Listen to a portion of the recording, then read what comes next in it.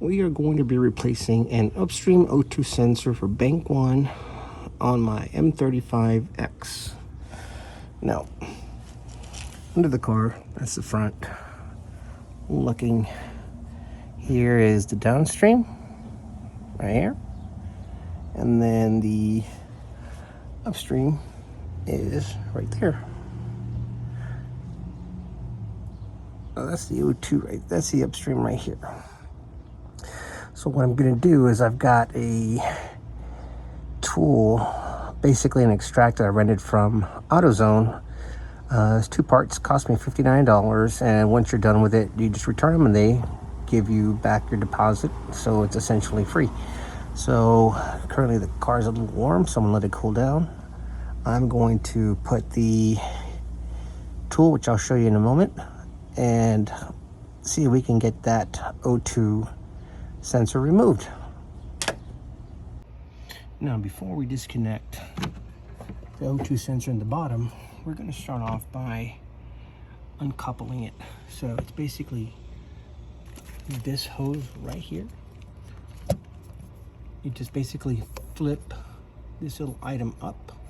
This comes out and it separates the harness from the connector. So basically flip it up. This tab is broken off already by the previous owner, looks like. So they may have tried to replace it and they broke it and they gave up because it's already, everything here is already loose.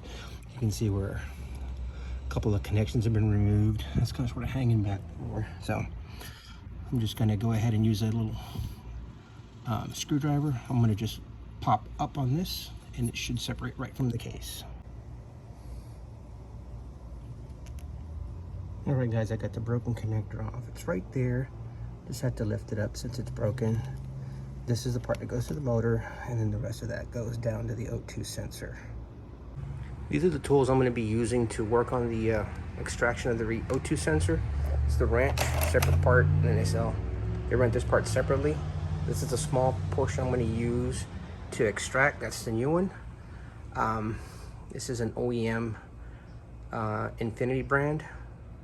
Part number, I actually found it on eBay, but it's OEM. Well, it was only 25 bucks, so can't beat it. So these are the tools I'm going to be using to extract the O2 sensor and then replace it. All right, so I've got the wrench on the O2 sensor now. It's right up in here. Kind of tight fit, so maybe a little hard to get the shot, but it's basically on there now. So what I'm gonna do is I'm just gonna turn the wrench counterclockwise. Should break off, and then I should be able to simply just unscrew it by hand. I've already removed the top, so now it's just a matter of removing it and bringing it back down. All right, guys, so I was able to break it. So there it is right there. You can see it. It's broken off, so it's loose. I had to put a little WD-40 just because this car was originally an East Coast car, so it has a little bit of salt underneath, a little bit of rust, but I was able to get it off. So what I'm going to do now is I'm simply just going to unscrew it, pull it back down. I don't think you guys will be able to see very much of this, but just put my hand up in here and I'm just basically unscrewing it now. Okay, so I've got the O2 sensor removed, just brought it out through the bottom. This is the old, this is the new one going in. So the new one looks, well, it looks pretty bad. It looks like it's the OEM original. You can tell where it's been bent up here. Somebody's tried doing something to this thing. So it's just completely trashed. This is the stock unit.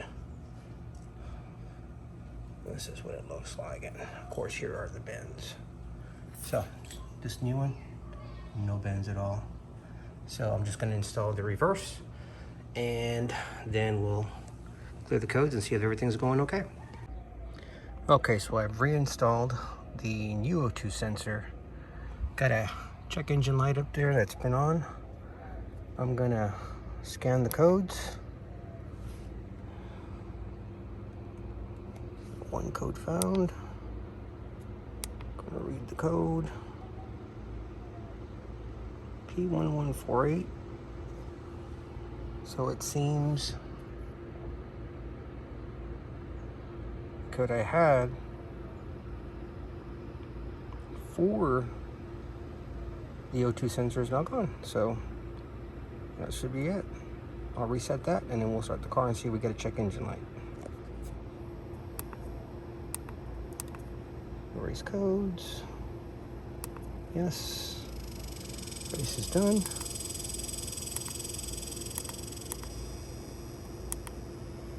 Exit. Yes. Then we will start the car. Alright, and there it is. No check engine light. We're done. Thanks for watching.